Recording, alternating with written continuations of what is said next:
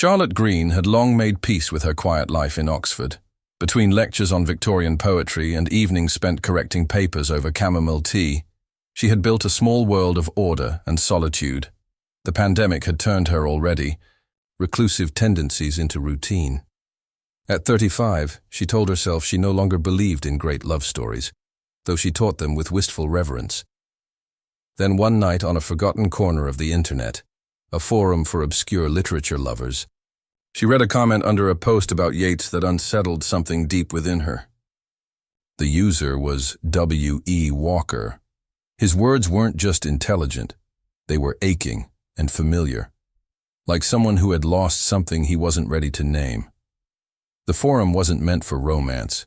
It was dusty, mostly abandoned, frequented by professors, eccentric retirees, and a few obsessive students. But W.E. Walker replied to Charlotte's post about metaphor in Yeats with a line so personal, so precise, she reread it 3 times. Loss is not absence. It's presence without possibility. From there, it began. They exchanged comments, then messages, then emails. She discovered he was American, lived somewhere near Helena, Montana. He sent photos, honey jars on windowsills, snowy pines, and old dog named Bowie. Charlotte, in turn, shared verses she'd never shown anyone. What began as literary discourse slowly softened into late-night confessions and laughter typed in lowercase. Then, he sent a voice note. The first voice note was short. Ethan's voice was deep, a bit rough, with the gentlest hesitation. I never thought anyone would answer me the way you did. He paused, as if embarrassed. I mean, not in years. Charlotte listened to it in her darkened flat, sitting on the edge of her bed with one sock half off, the kettle long forgotten. There was something in his voice that stayed with her, not just the tone, but the silence between the words.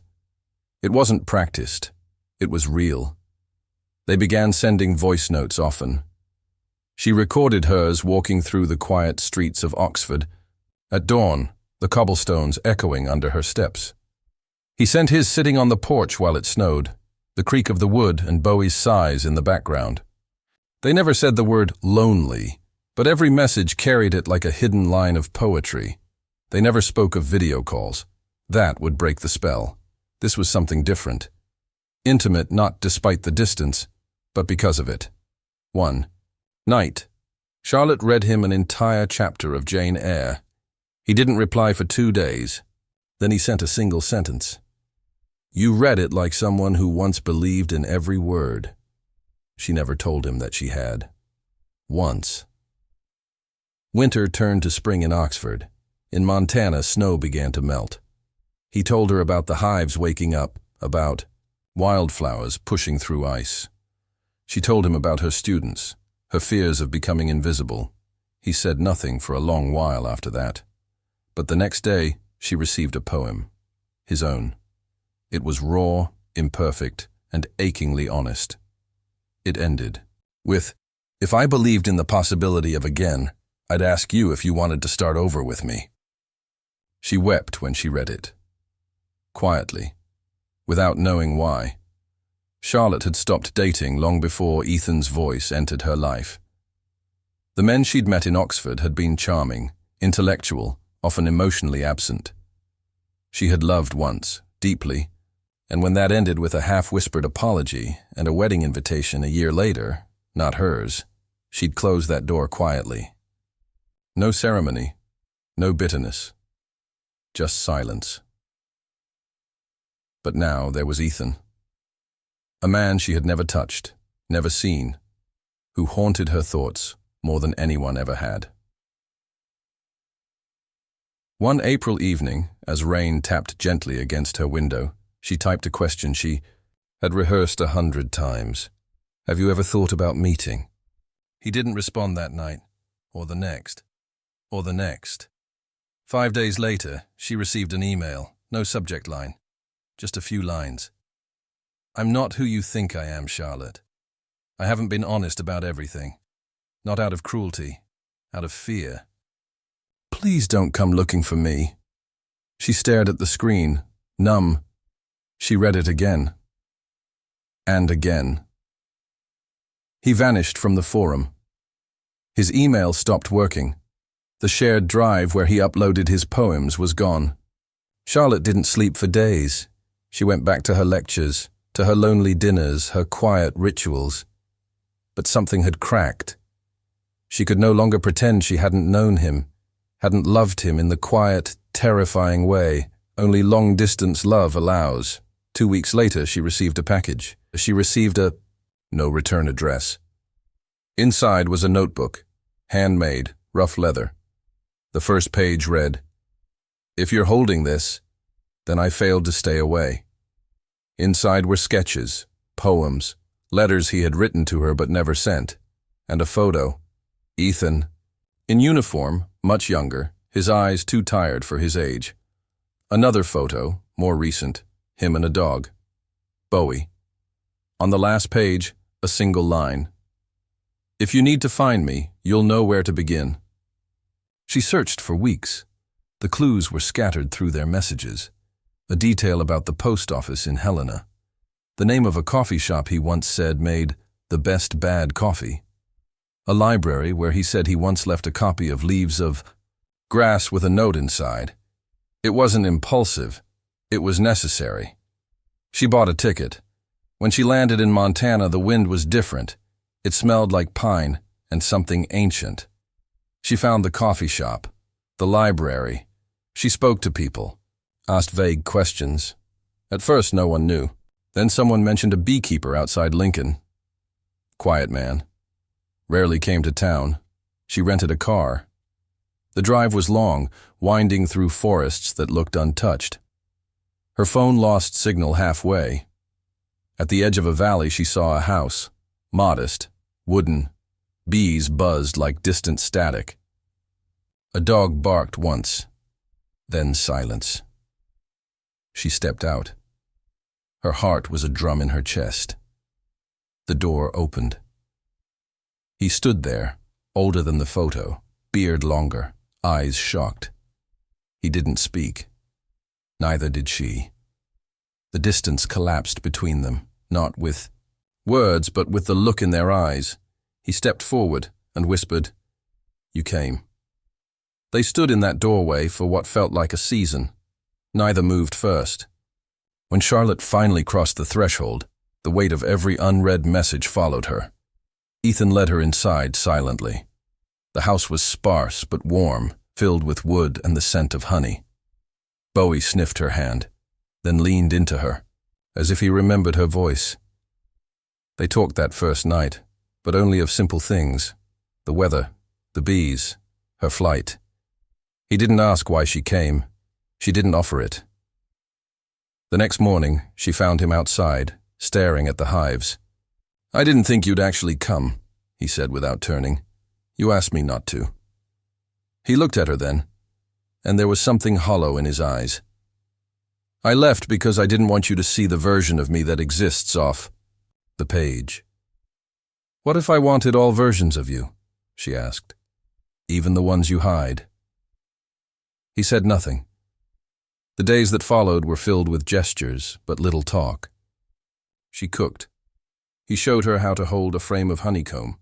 They sat by the fire, but something was fractured. Her presence was real, physical, and that terrified him. One evening, after a long silence, she asked, "Is there someone else?" Almost laughed. "No, there was only ever you. But I don't know if I know how to keep someone anymore. People don't stay with ghosts." She stood then, her voice firmer than before. "I didn't cross an ocean for a ghost, Ethan." But he didn't follow when she went to bed alone that night. The next morning, she woke to an empty house. Only a note. "I need to walk. I'm sorry." He didn't return that day, or the next. Snow began to fall again, and Charlotte, once more, was left in silence. On the third morning of Ethan's absence, Charlotte awoke to a pounding at the door. A woman stood there, bundled in flannel and fury. "You must be Charlotte," she said without introduction. "I'm June, Ethan's sister." Charlotte nodded, uncertain. "He told me about you," June said, stepping inside. "Told me not to come unless he disappeared again." Charlotte's breath caught. "Again?" June sat down heavily by the fire. "Ethan served 3 tours. After the last one, he came back different.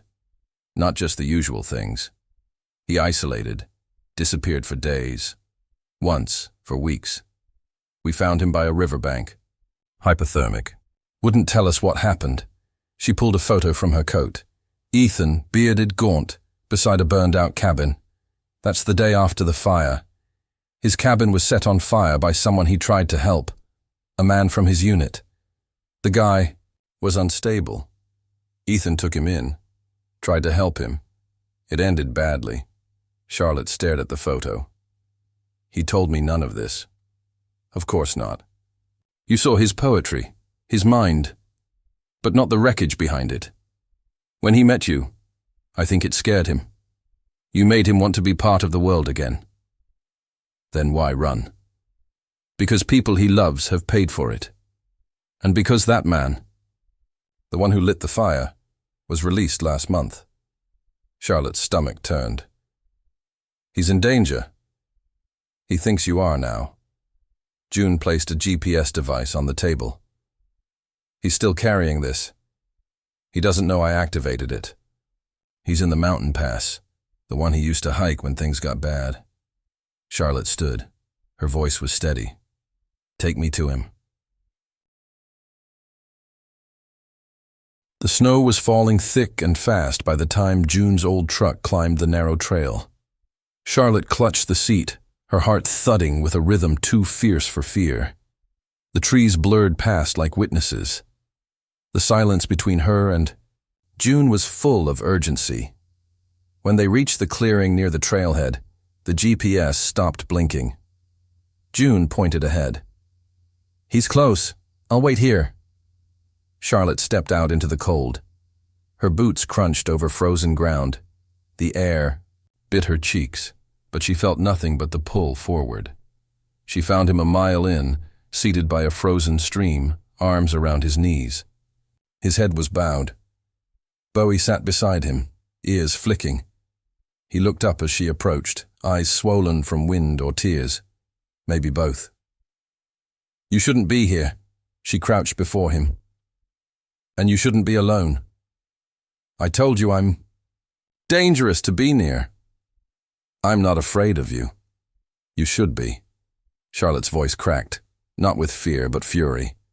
"You think you're the only one who's broken?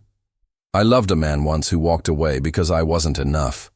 I've lived every day since believing I was too much or too little, until you. You made me feel like I mattered. And then you ran. I didn't want to hurt you. You did." He lowered his head, ashamed. "I don't know how to stay."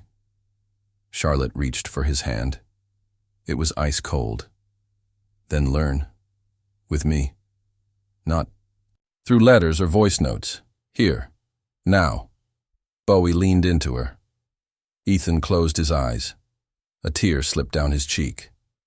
"You still want me," he whispered, disbelieving. She leaned in, touched her forehead to his. "I never stopped." And in that moment, something shifted. The weight of absence lifted. The fear, the guilt, the ghosts. They were still there, but no longer in control. He wrapped his arms around her like someone who'd been holding his breath for years. They stayed like that, the stream murmuring beneath frozen layers, the snow quiet above them. The mountain, the silence, the past, all bore witness as Ethan Walker chose, finally, to stay. Spring came early that year in Montana. 3 months after the mountain, Charlotte still woke each morning to the scent of pine and honey. She had extended her sabbatical from Oxford, trading her lectures for beekeeping gloves and warm coffee poured into mismatched mugs. Ethan built her a writing desk by the window, where the light touched her face gently in the morning. She added bookshelves, one by one, filling them with poetry and letters they now wrote to each other by hand, even while living under the same roof. The townspeople, once wary of the quiet veteran on the hill, started visiting more often. Ethan, slowly, began to return the visits. He brought jars of honey to the library, helped repair a neighbor's roof. Charlotte offered free literature circles in the church basement. At first, only 2 people came. By the 6th week, there were 20. Word spread. The recluse and the English professor had turned the old hill house into something like a sanctuary. Not just for themselves, but for others. People lingered longer, laughed louder. The town felt warmer, less haunted. One neighbor said, "You've brought him back to us." Charlotte only smiled. She didn't bring him back. He chose to return. Charlotte found the letter tucked inside her book one quiet afternoon. It was Ethan's handwriting, careful, a little uneven, like he still didn't trust the words to stay. "If I never said it clearly, I loved you before I knew your face. I loved your voice before I knew your name. And I'm still learning how to be a man who stays. But every morning I wake beside you. I believe a little more that I can be. If there's a journey back from the edge, you are the map. Thank you for finding me." Love, Charlotte had learned, wasn't always loud. Sometimes it was found in silence, in presence, in the bravery of staying. She no longer counted the days by lectures or lonely dinners, but by small, steady joys. A handwritten note beside her cup, the hum of bees outside the window, the warmth of Ethan's hand as they walked the trail behind the house. They still had shadows, both of them. But now, the shadows had company and light. She thought often of the first message, the way words can cross oceans and shift hearts. How unlikely it all was, how extraordinary. And yet, here they were, together.